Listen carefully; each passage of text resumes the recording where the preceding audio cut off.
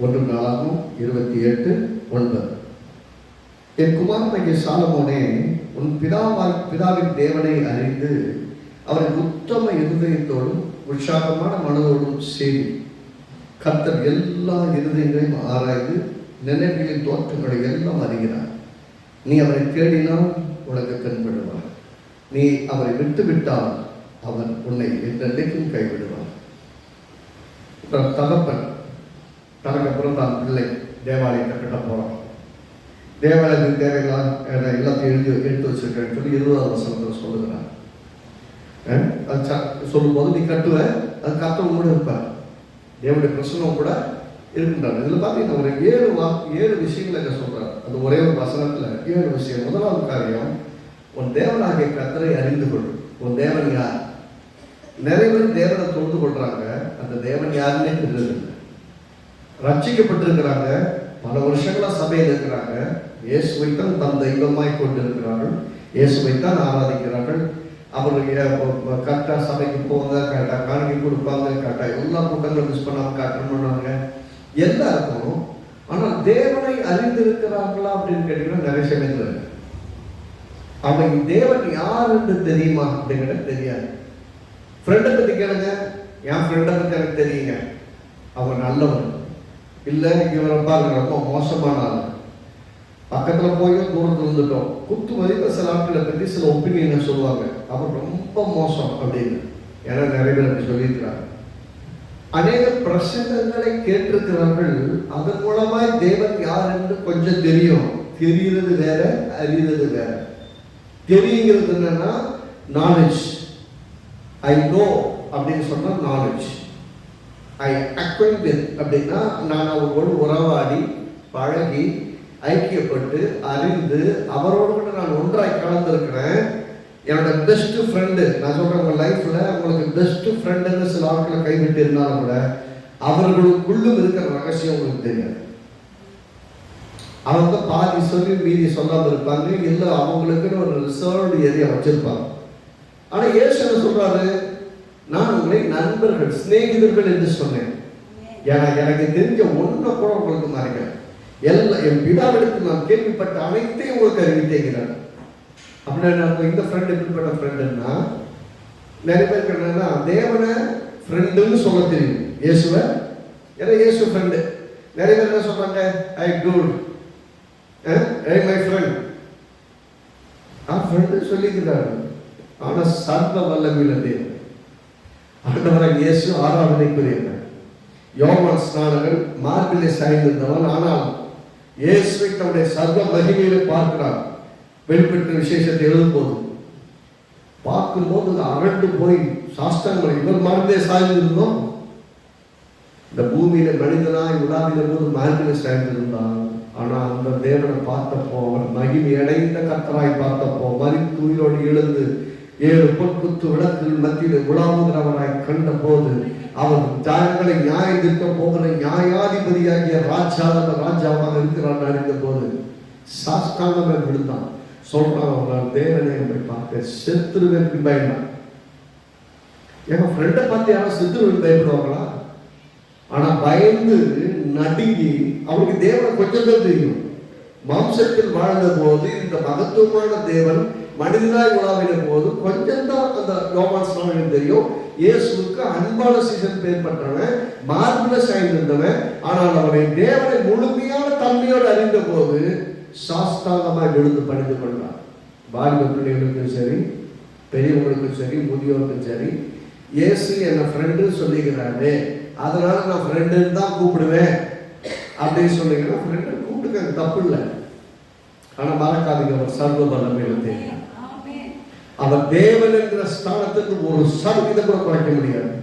அவர் தொழுது கொள்ளப்படத்தக்கவர், ஆராதிக்கப்படத்தக்கவர், சாஸ்தாங்கமாய் விழுந்து பணிந்து கொள்ளப்படத்தக்கவர். சாஸ்திரிகள் ஞானிகள் எல்லாரும் இயேசுவை பணிந்து கொண்டார்கள். ஏனென்றால் குழந்தையா மனுஷனா வந்திருக்கிற தேவனை பார்த்து தொழுது கொள்வதற்காக எவ்வளவோ தூரத்தில் வந்து தொழுது கொள்வார்கள் என்று சொன்னால், தொழுது கொள்ளப்படத்தக்கவர், ஆராதனைக்குரியவர், ஆராதிக்கப்பட வேண்டியவர். அதனால உங்க தேவன் யாருன்னு தெரியலன்னா இப்படிதான் பண்ணிட்டு இருப்பாங்க.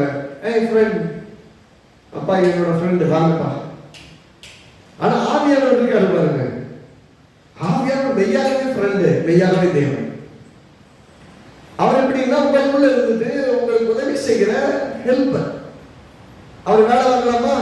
வேலை வாங்குறது கிடையாது, அவர் தேவன். ஆனா என்ன, உங்களுக்கு உதவி செய்கிறார். என்ன உதவி செய்கிறாரு? வேதம், தேவனுடைய வாக்குத்தத்தம், அவர் உடன்படிக்கை, உங்களை குறித்து வைத்திருக்கிற திட்டங்கள், நோக்கங்கள் எல்லாத்தையும் உங்களுக்கு விளங்க வச்சு ஆவிக்குரிய வரங்களை கொடுத்து, கிருபையை கொடுத்து, தாழ்ந்துகளை கொடுத்து, உங்களுக்குள்ள கூட அதன் கூட்டி உங்களை பயன்படுத்தி தேவ நோக்கம் உங்கள் மூலமாய் நிறைவேற உங்களை யூஸ் பண்றார். அப்படின்னா கர்த்தர் தேவன் உங்கள் வாழ்க்கையில் நோக்கம் வைத்திருக்கிறார். அந்த நோக்கத்திற்காக இயேசுவின் ரத்தத்தின் மூலமாக ரட்சித்திருக்கிறார்.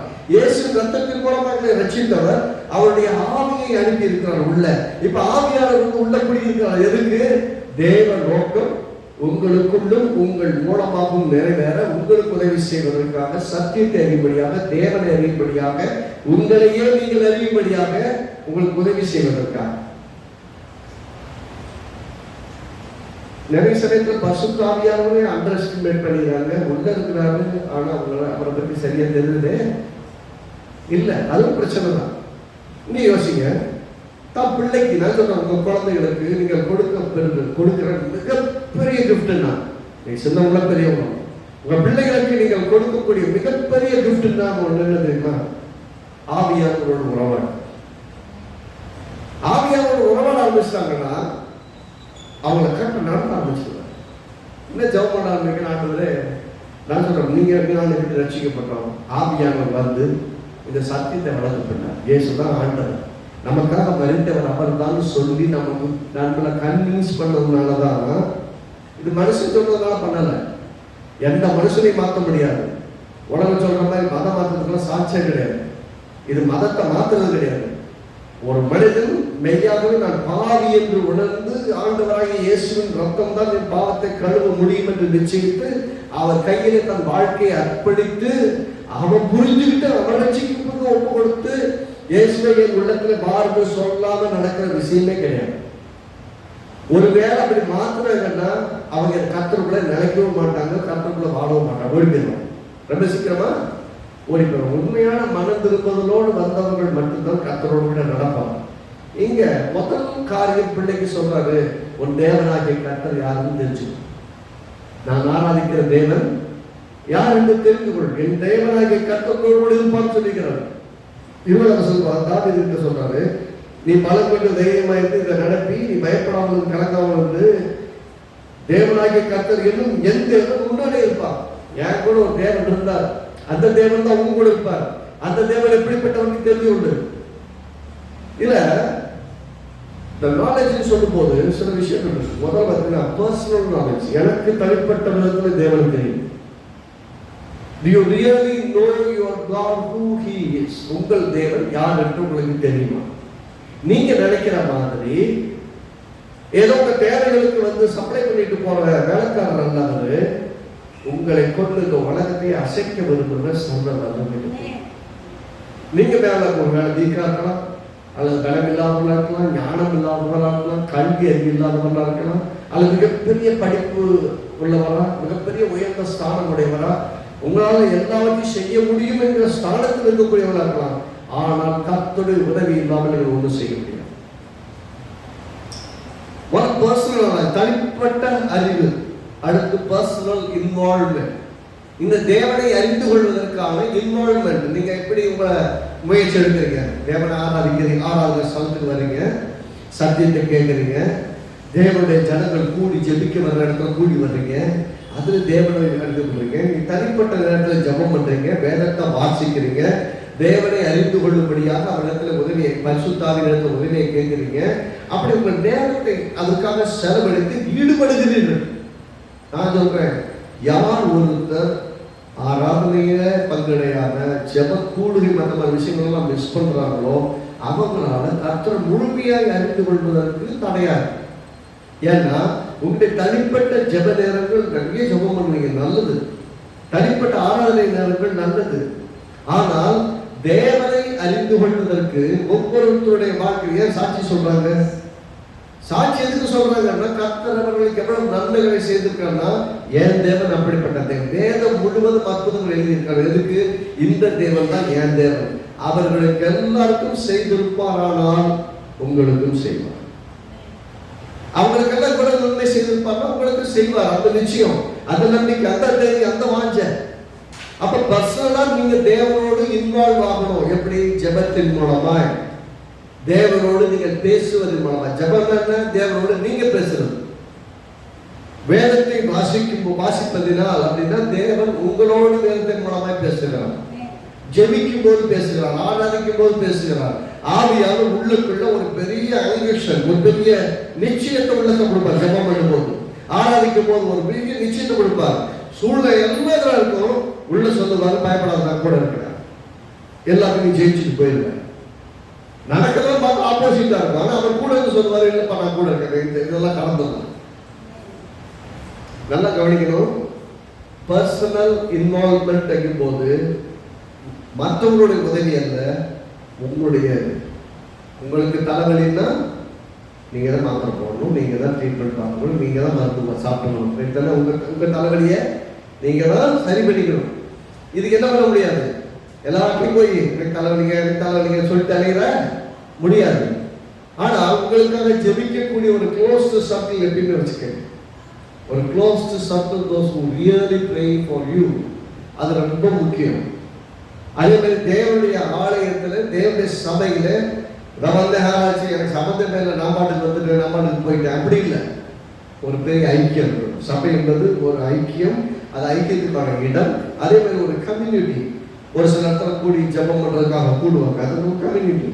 அந்த கம்யூனிட்டியில சேர்ந்து ஜெபம் பண்ணி விருத்தி அடைந்து பலனடைந்து ஒருத்தருக்காக ஒருத்தர் ஜெபித்து வெற்றியுள்ள வாழ்க்கை வாழணும். அப்படிப்பட்ட காரியத்தை செய்யணும். அப்போ முதல்ல பர்சனல் நாலேஜ். என் தேவன் யார் என்று தனிப்பட்ட அறிவு. எனக்கு தெரியும் என் தேவனை அறிந்து கொண்டு சொல்றாங்க, அவரை உத்தம இருந்து உன் தேவனாகிய நீ உன் பிதாவின் தேவனை அறிந்து கொள், அறிந்து கொள்ள அப்படிங்கிறாரு. அடுத்து அதை சொல்றாரு, சொல்லல இன்னொருத்தருடைய உதவி அல்ல. எனக்கு தலைவலின்னா நான் தான் போகணும், எனக்கு தேவைன்னா நான் தான் ஆராதிக்கணும், எனக்கு தேவைன்னா நான் தான் ஜெபம் பண்ணணும்.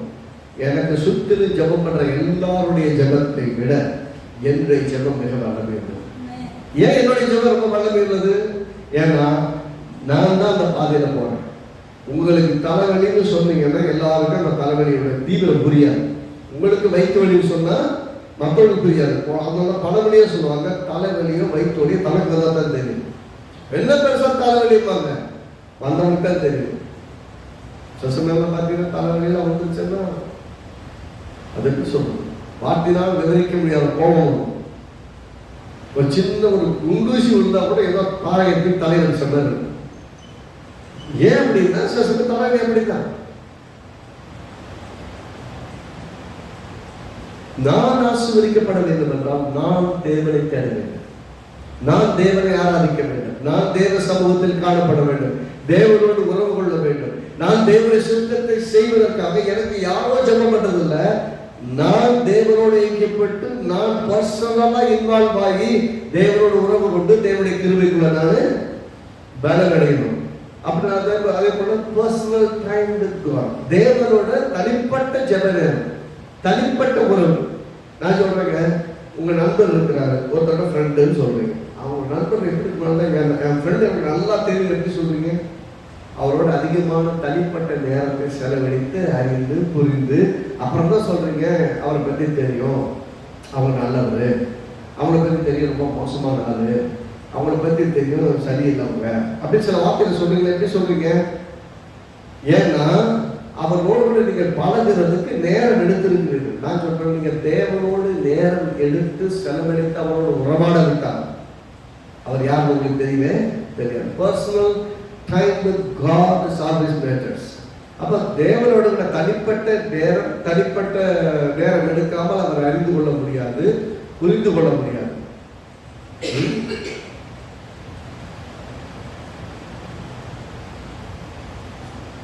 பேப்பரை நம்ம சொல்றோம், நியூஸ் பேப்பரை வாசிக்கிற மாதிரி பைபிள் வாசிக்கூடாது. நியூஸ் பேப்பர்ல அதே கடற்கரை பார்த்து போவோம், ஏதாவது முக்கியமான மேட்டர் தான் பார்ப்போம். பேப்பரை நியூஸ் பேப்பரை வாசிக்கணும், நியூஸை வாசிக்கணும், பைபிளை படிக்கணும், தியானிக்கணும். பைபிளை படிக்கிறது. அதான் படிக்கிறது வேற, தியானிக்கிறது வேற. ரைட்டா? படிக்கிறதுங்கிறது இப்போ படிச்சுட்டே போவோம். இது என்ன சொல்ல வருது? ஒன்றும் இல்லை. இந்த வசனத்தை வாசிட்டோம். ரைட்டா? முதல்ல இந்த 9வது வசனத்தை 1:4-28 வாசிட்டோம். இப்போ தியானிக்க, அதை திரும்ப படித்து தியானிக்கணும். அது திரும்ப ஒவ்வொரு வார்த்தையும் முக்கியம். உன் பிதாவாகிய தேவனை நீ அறிந்து கொள். அப்பனா பேப்பரை வாசிக்கணும், பைபிள் என்னணும் படிக்கணும். படிக்கிறதுக்கும் பசங்க பார்த்தீங்கன்னா புஸ்தகத்தை படிக்க மாட்டாங்க, புஸ்தகத்தை வாசிக்க மாட்டாங்க, படிப்பாங்க. ரைட்டா? படிப்பேன்னா அறிந்து கொள்ளுது, டைம் எடுத்து புரிந்து கொள்ளுது. அப்படின்னா முதல்ல சொன்ன பர்சனல் நாலேஜ் இருக்கா, எனக்கு தனிப்பட்ட விதத்தில் தேவனோட உறவு அறிந்து வேண்டும். அதுக்காக நான் பர்சனலாக நான் இன்வால்வ் ஆகணும். நான் இன்வால்வ் ஆகாமல் இருந்தேன்னா எனக்கு ஒன்றும் கிடைக்காது. என்னுடைய தனிப்பட்ட நேரத்தை தேவனிடத்தில் நான் செலவழிக்க வேண்டும். My personal time with God is important. 3வது 4வது அவரை பாராட்ட வேண்டும். அந்த வார்த்தைகளுக்காக பாருங்க, ஒரு அப்பா ஒரு பிள்ளைக்கு அறிவுரை சொல்லும் போது, எங்கப்பா நான் கோடியா பொண்ணெல்லாம் வச்சிருக்கேன், வெள்ளியெல்லாம் வச்சிருக்கேன், எல்லாம் வச்சிருக்கேன், அடுத்து எனக்கப்புறம் நீ தான் ராஜா, நீ என்ன வேணா பண்ணிக்கோ, அவன் என்ன வேணா பண்ணலாம்.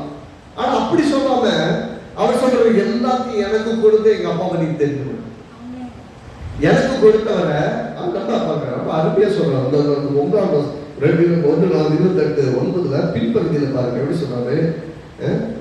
3வது வசனத்துல 3 தான் உத்தம வாசிக்க, உன் பிதாவாகி நீ உன் பிதாவின் தேவனை அறிந்தார். அப்பாவோட தேவன் யாருன்னு அறிந்து அவரை உத்தம இருதயத்தோடும் உற்சாகம் உள்ள மனதோடும், கடலுக்கேன்னு இல்லை, கடலுக்கேன்னு கிடையாது, உற்சாகமாய் உத்தமமாய் அப்படின்னா விசுவாசத்தோடு தேடு. உற்சாகமாய் தேடுன்னா சும்மா ஏழாத்தானம் இல்லை, ரொம்ப வாஞ்சியோட தேடு. உற்சாகம் மனதோடு சொல்லி கர்த்தர் எல்லா இருதயங்களையும் ஆராய்ந்து நினைவுகளின் தோற்றங்களை எல்லாம் அறிகிறார். நீ என்ன எண்ணத்தோட அவர்கிட்ட வரணும்னு அவருக்கு நல்லா தெரியும். அவரை யூஸ் பண்ணிட்டு நீ கல்வி விட்டுலாம்னு நினைச்சேன்னா யூஸ் பண்ணிக்கலாம், நஷ்டம் நமக்கு தான். எப்படியோ மக்கள் வராங்க, தேவனை அறியாத புறமதஸ்தர்கள் இயேசுவே எனக்கு உதவி செய்கிறாங்க, இயேசு உதவி செய்கிறாங்க. உதவி பெற்ற முன்னாடி போயிடுவாங்க, அதான் உங்களோட தனிப்பட்ட தீர்மானங்கள். ஆனால் யோசிங்க, பெற்ற அற்புதம் பெற்றதுக்கப்புறம் போயிடுறாங்க. திரும்ப இன்னொரு தேவை வரும்போது இயேசுவே உதவி செய்யலாம், அப்பயும் அவர் உதவி தான் செய்யறாரு. நல்லா கவனிக்கணும். ஒருபோதும் அவரை தேடி வந்த யாரையும் வேணாம்னு சொல்லல, அவருக்கு அற்புதம் செய்யாமல் இருந்ததும் கிடையாது. அற்புதத்தை பெற்ற பின்பாக நம்ம எப்படி இருக்கிறோம்? அவரோடு உறவாடுகிறதுல கவனமா இருக்கிறோமா, இல்லை சும்மா பார்த்தேன், அற்புதத்தை பெற்றேன், சமாதானத்தை பெற்றேன், நன்மை பெற்றேன், போதும், தேங்க்யூ ஜீசஸ், அவ்வளவுதான். அப்படிப்பட்ட கம்மன்கோ அப்படி உறவா இல்ல, அவர் எனக்கு தேவை, எனக்கு நன்மையோ தீமையோ, நான் நல்லா இருக்கும் போது அவர் தான் தேவன், நான் தரமட்டமா கிடைக்கும் போது அவர் தான் தேவன். யோபு பாருங்க, அவன் மிகப்பெரிய உயரத்தில் இருந்தப்போ அந்த தேசத்திலேயே அவனை மாதிரி யாரும் இல்லைன்னு சொன்னப்பையும் அவர் தான் தேவன். ஓட்டெடுத்து சொல்லிட்டு எல்லாத்தையும் இறந்து ரோட்ல உட்கார்ந்து இருந்த போதும் அவர் தான் தேவன். கடைசி வரையும் தேவனுக்குரிய ஸ்தானத்தை அவன் விட்டு வைக்கல, அவன் தேவனை தேவனாவே நம்ம வச்சிருக்கலாம். கடைசி எல்லாத்தையும் இறந்த போய் பிள்ளை வரைக்கும் எல்லாத்தையும் இறந்துட்டான். மனைவி செத்து போயா நீ உயிரோடு இருக்கிற விட அப்படின்னு கூட சொல்லிட்டான். அப்பயும் சொல்றான், தன் வாயினால் 3 வார்த்தைகளை கோசமாக தேவனுக்கு எதிராக பேசுறான். அது அவன் தேவனை குறித்த மிகப்பெரிய ஞானம், தேவனை குறித்த மிகப்பெரிய வெளிப்பாட்டை பெற்றவன். எந்த ஒரு மனிதன் தேவனை குறித்து நன்றாய் அறிந்திருக்கிறானோ, ஏன் தேவன் எனக்கு இப்படி செஞ்சிருக்க மாட்டான். சில சமயம் நண்பர்களாம் செய்யறாங்க, நீ சும்மா அப்படியெல்லாம் பாவம் இல்லாம கத்தப்பட்டு அடிச்சிருப்பாரா, அவனை நஷ்டப்படுத்தி இருப்பாரா, அக்கிரமம் என்னன்னு யோசி, இந்த அக்கிரமத்தை சரி பண்ணு, எல்லாத்தையும் சொல்றாங்க. எல்லாம் யோசிச்சு பாக்குறேன், ஒண்ணுமே கிடையாதுடா, நான் அப்படி ஒண்ணுமே பண்ணலையே, என் தேவனுக்கு எதிராக ஒன்ன கூட பண்ணலையே சொல்றாங்க. நாங்க ஒவ்வொன்றா வரிசை ஒவ்வொன்றா ஆராய்ச்சி பண்ணி பேசிட்டே வர்றோம். கடைசி வரைக்கும் பார்த்தா நான் இப்படியா ஏமாத்துறேனா, ரோட்ல சாப்பாடுலாம் போடணும்னு பார்த்து நான் சாப்பாடு இல்லாம போன ரோட்ல விட்டேனா, நல்ல வசதிலாம் அவங்களுக்கு வஸ்திரம் கொடுக்காம விட்டேனா, ஏதோ தவறான வாழ்க்கையை பண்ண எங்கேயா போயிட்டேன்னா ஒண்ணு கூட பண்ணலையே. தேவனுக்கு பிடிக்காதுன்னு சொல்றது எனக்கு பிடிக்காது, அப்படிதான் இருந்தேன். அப்படி எனக்கு இப்படி ஒரு இவங்களுக்கு இவங்களுக்கெல்லாம் புரியல. மற்றவங்களுடைய புரிதல் என்ன? தேவன் தப்பு செஞ்சா கண்டிப்பார். இது அவங்களுடைய கருத்து. ஆனால் யோபுக்கு தெரியும், நான் ஒரு தப்பும் பண்ணாலும் தண்டனை அனுபவிக்கிறேன் சொல்றான். யோபுனுடைய புரிதலும் யோபுனுடைய வாய் வார்த்தைகளையும் கவனிச்சுக்கணும். நல்லா தெரியும். நான் போகும் பாதையை கர்த்தர், நான் போற கஷ்டம் அவருக்கு தெரியும், ஆனாலும் என் வழிகளை அவருக்கு முன்பாக நான் உபகாரப்படுத்துகிறேன். அப்படின்னா என் பிரச்சனையை அவருக்கு தான் சொல்லுவேன். எனக்கு அவன் யாருக்கு சொல்லணும்? எனக்கு சொல்றதுக்கு ஒரே ஒருவர் இருக்கிறாங்க, இயேசு தான். என் தேவன் தான் இருக்கார், அவர்கிட்ட தான் நான் சொல்லி அவர்கிட்ட நான் சொல்லுவேன். என் பிரச்சனை இருக்குது, என் பிரச்சனையை நான் அவர்கிட்ட தான் சொல்ல முடியும். அப்போ என்ன இருதயத்தோடு யோபு அந்த விஷயங்களை ஏற்றுக்கொள்கிறான். அவனுடைய பக்குவம் என்ன அப்படிங்கிற விஷயத்த பார்க்கிறேன். எல்லாத்தையும் எடுத்துட்டு அவன் தூசிப்பான்னு பார்க்கறான். பிசாசு சான்ஸே கிடைக்கல. சரி அல்லப்பா எல்லாத்தையும் கொடுத்துருவான். ஆமா, உடம்ப தொட்டு பாரு. சரி, உடம்ப கொடுத்துடாம உயிரை மட்டும் பண்ணக்கூடாது. உயிரை மட்டும் அதை எப்பயுமே தான் சொல்லுவேன். உயிரோடு இருக்கிறீங்கன்னா இன்னும் உங்களை வச்சு பெருசா செய்ய திட்டம் வச்சிருக்கலாம்னு அர்த்தம். உயிரோடு இருக்கீங்கன்னா மீண்டும் எழுந்து வந்துடலாம். ஒரு முறை ஒரு சகோதரி பாண்டிச்சேரியோட தொடர்பு கொள்வாங்க. அடிக்கடி அவங்களுக்காக நான் ஜெபிப்பேன், ஆலோசனை கொடுப்பேன். ஒரு காலகட்டத்தில் பார்த்தீங்கன்னா பேக் பெயின்ல படுத்த படுக்கை ஆயிட்டாங்க. எங்கேயுமே போக முடியாது, எங்கேயுமே போக முடியாதுங்கிற நிலைமை. ஆராதிக்க கூட போக முடியாது, சபை கூட போக முடியாது. சபைக்கே அவங்க போகணும்னா காரில் 2 பேர் சேர்ந்து தூக்கி உள்ள தூக்கி போட்டு கூட்டு போயிட்டு அதை வாசல்ல அந்த காரிலே படுத்து தான் செய்தியை கேட்கணும். ஆனால் அதோட தான் போவாங்க சர்ச்சுக்கு.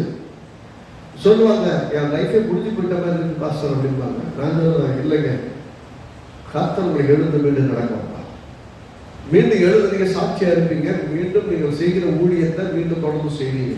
அவங்க வீட்டில் மேல்மாடியில் ஒரு கீழே கிரவுண்ட் ஃப்ளோர் வந்துருக்காங்க. மேல்மாடிக்கிட்ட ஓப்பனாக வச்சிருக்கிறாங்க. அது ஊழியத்துக்கு மட்டும்தான் சொல்லி வச்சிருக்கிறாங்க. அந்த ஊழியத்தை டெடிகேட் பண்ணுறதுக்காக என்ன தான் வெயிட் பண்ணியிருந்தாங்க. மேல்மாடியை போய் டெடிகேட் பண்ணிட்டு வந்தோம். கொஞ்ச நாளுக்கு அப்புறம் அவங்க முடியாமல் போயிட்டாங்க. இதுக்கப்புறம் இந்த ஊழியமே செய்ய முடியாது, வாழ்க்கையை போச்சு அப்படின்னு புலம்பிட்டு இருந்தாங்க. போய் ஜவ் பண்ணிட்டு வந்ததுக்கப்புறம் ஜவ் பண்ணி பல்ல முடிச்சதுக்கப்புறம் அது அடிக்கடி நாங்கள் போக முடியாது. அடிக்கடி ஃபோனில் தான் ஜவ் பண்ணுறோம். ஃபோனில் ஆலோசனை சொல்கிறேன், தொடர்ந்து ஜவ் பண்ணுவோம். கொஞ்ச நாளுக்கு அப்புறம் அப்படியே சைலண்டாக இருந்தாங்க.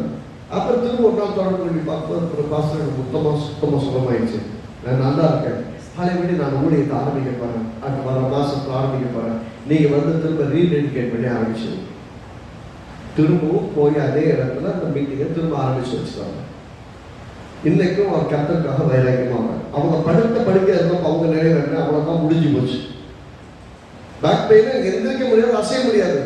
அப்படி என்ன சொல்ல துடிப்பாங்களாம் வழியில். அவங்க சொன்ன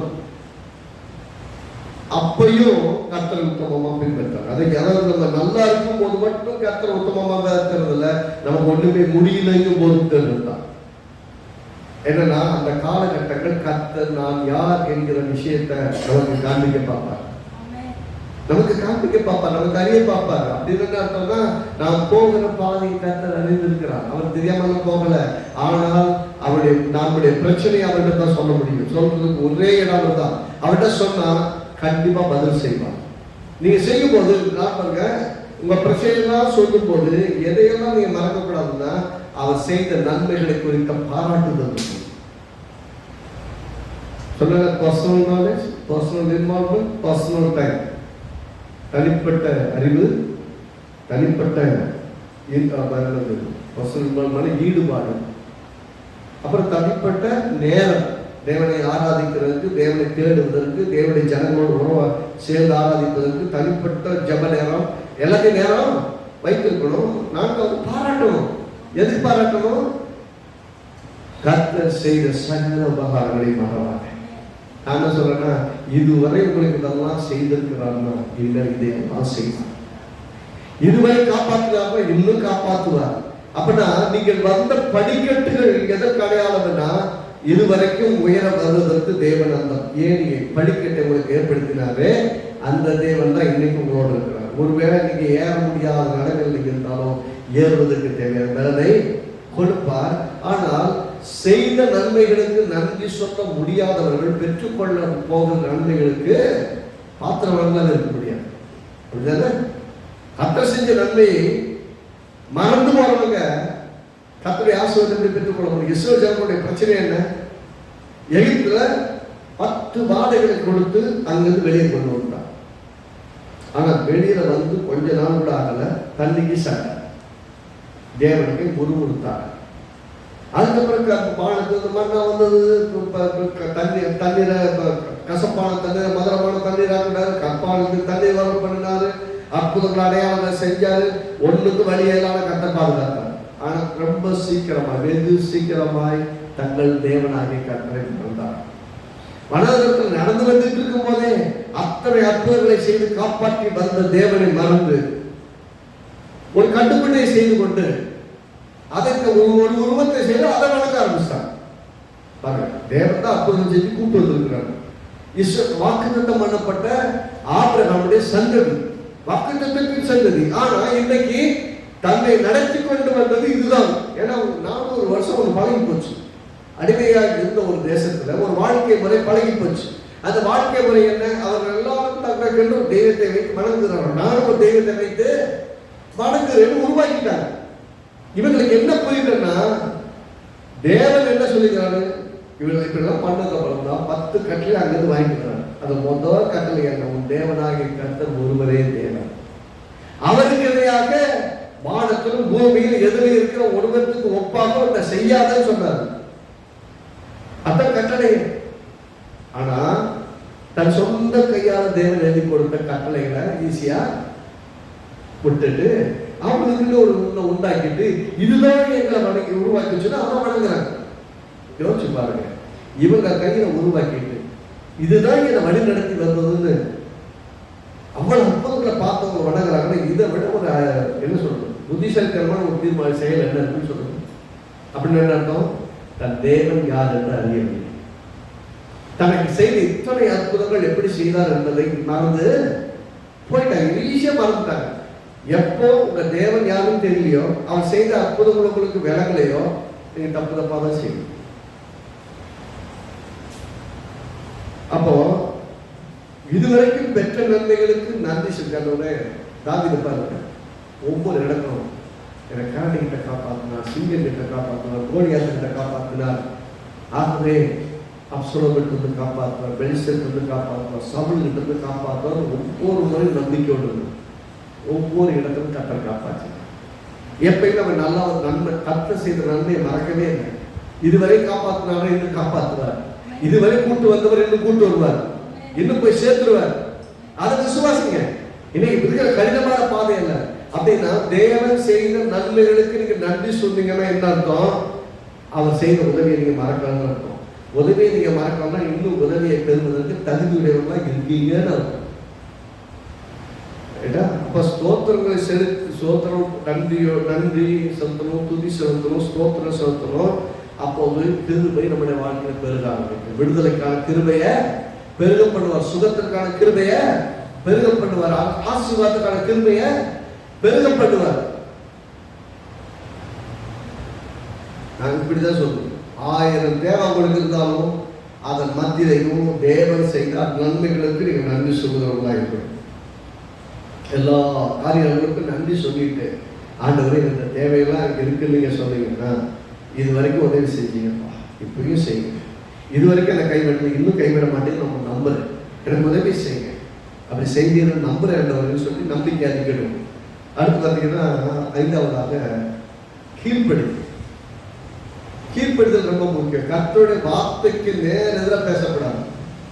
ஜனங்களுக்கு, கிறிஸ்துவ விசுவாசிகளுக்கு இருக்கிற பிரச்சனை என்னன்னா, கீழ்ப்படிதல்ங்கிறது இருக்கிறது. என்னோட 19 விசுவாசிகள் கீழ்ப்படிதலே இல்லைன்னு சொல்றாரு இந்த ஊழியக்காரன்னு சொன்னீங்கன்னா அது உண்மைங்க, ஒத்துக்கிட்டாலும் என்னையும் சேர்த்தா சொல்றேன். விசுவாசி சொல்றாங்க, நான் ஒரு எக்ஸாம்பிள் கிடையாது. ஆண்டவராக இயேசு விசுவாசிகள் எல்லாம் இருந்தாங்க.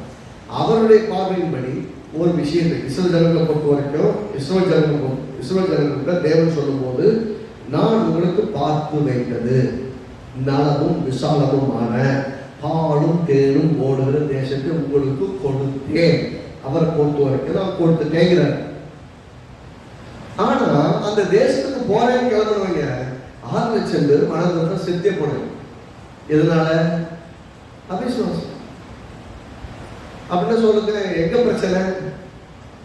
கர்த்தர் சொல்றாரு அந்த தேசத்துக்கு கொடுத்தேங்கிறாரு. இவங்களுக்கு என்ன விசுவாசம்? அதெல்லாம் கொடுப்பாங்க. எங்களுக்கு அங்க ராட்சசர்கள் இருக்கிறாங்க, பெரிய பெரிய ஜெயண்ட்ஸ் இருக்கிறாங்க, அவங்கள பார்த்தா பெரிய ராணுவ அமைப்போடு இருக்கிறாங்க. நாங்க சாதாரணமான ஆட்கள், நாங்கள் அடிமைகளா இருக்கிறாங்க, நாங்க எப்படி போய் ஜெயிச்சிருவோம்? இவங்க எப்படி பாக்குறாங்கன்னா அவங்க யாரு, நான் யாரு. ஆனா என் கூட ஒருத்தர் இருக்கிறாரு, அவரை டோட்டலா எடுத்துட்டாங்க லைஃப்ல. கொஞ்சம் பார்த்துருக்கீங்களா? நிறைய சமயத்துல மற்றவங்களுடைய பொருளாதார பின்னணியை கால்குலேட் பண்ணுவீங்க, உங்க பொருளாதார பின்னணியை கால்குலேட் பண்ணுவீங்க, உங்களுடைய மற்றவங்களுடைய நல்வாழ்வை கால்குலேட் பண்ணுவீங்க, உங்க நல்வாழ்வை கால்குலேட் பண்ணுவீங்க. எல்லா கால்குலேஷனும் சரிதான். கணக்கு பார்க்காம ஒரு வேலையை இறங்கக்கூடாதுன்னு ஆண்டவரே சொல்லியிருக்கிறாங்க. யுத்தத்துக்கே போகணும், கணக்கு பார்க்கணும். கணக்கு தப்பு இல்லை. ஆனா கணக்கு பார்த்து கணக்கு டேலி ஆகணும்னு அர்த்தம். இந்த கணக்கை சரி பண்றது ஒரே ஒருத்தரால தான் முடியும்னு அர்த்தம். அப்ப கர்த்தர் தான் இந்த கணக்கை சரி பண்ணுவாருன்னு சொன்னா, என் கூட யார் இருக்கிறாரோ அவர் சொல்றாரு, நான் உன்னை நிச்சயமாகவே ஆசீர்வதிக்கொண்ட பெருகவே பெருக பண்ணுவேன்னா என்னை எங்க ஆசீர்வதிப்பாருன்னா அது பேர் கீழ்ப்படுதலா? நான் எல்லா விஷயத்திலும் கர்த்தருக்கு கீழ்ப்படுகிறேன். இல்லைங்க, நீங்க கீழ்ப்படுகிறதே கிடையாது. நானும் அநேக சமயத்துல விசுவாசமா தான் இருக்கிறேன். கர்த்தர் சொல்ற வார்த்தைக்கு சில சமயம் நான் என்னுடைய பேச்சு, என்னுடைய செயல்களும் சில சமயம் நெகட்டிவா தான் இருக்குது. அப்படின்னு அர்த்தம், ஐயா சொல்ற நீங்க எப்படிதான் இருக்கிற, ஆனா சொல்ற ஒரு பரிசுத்தாவியானவர்ல, பரிசுத்தாவியா என்னோட பேசுறோம், என் கூடயா பேசுறப்ப நீ மட்டும் நம்ம ஒழுக்கமாப்பா அப்படின்னு கேட்டீங்கன்னா நானும் ஒழுக்கம் தான். ஆனா இப்படிதான் இருக்கணும்னு கர்த்தர் எதிர்பார்க்கிறேன். நான் கீழ்ப்படியாமல், இப்படி சொல்றாங்க, கீழே இருக்கிற படியில முதல் படியில கால் வைக்கிறேன்னா அந்த படியில ஏறி வந்தீங்க, கீழே இருக்கிற படியில கால் வைக்கிறோம், மேல இருக்கிற படி வர முடியுமா? அப்படின்னா கீழ்ப்படுதல் இல்லாமல் உயர்வுக்கு போக முடியாது. முதல்ல கர்த்தர் ஒண்ணு சொல்றாருன்னா, நீ சுகமானாய் அப்படின்னு சொன்னாருன்னா, நான் உன் நோய்களை எல்லாம் சுமந்து தீர்த்தேன், நீ சுகமானீர்கள் அப்படின்னு சொன்னா, ஆமென் நானும் சுகமானேன் என்று அறிக்கையிடுகிறது. எதை சொல்லுதுன்னா கர்த்தருடைய வார்த்தைக்கு கீழ்ப்படுவது. இல்ல இன்னாண்டவரே நான் வந்து வலியை ஃபீல் பண்றேன், பலவீனத்தை ஃபீல் பண்றேன், எனக்கு வலிக்குது ஆண்டவரே அப்படின்னு சொல்லணும்னா உண்மைதான், உடம்பெல்லாம் வலிக்குதுதான், எனக்கு வேதனை இருக்குதா, இல்லாம இருக்குதா, கஷ்டம் இருக்குதா, இல்லைன்னு சொல்லல. உங்க உடம்புக்கும் தெரியும், கோபுக்கு அப்படித்தானே, அவனுக்கு உடம்பெல்லாம் வலி தெரியுது, செத்துக்கிட்டு இருக்கிறேன்னு சொல்றான், தோல் மட்டும் தான் மிஞ்சி இருக்குன்னு சொல்றான். ஆனாலும் நான் என் தேவனாகிய கர்த்தரை என் மாம்சத்திலிருந்து பார்ப்பேன்.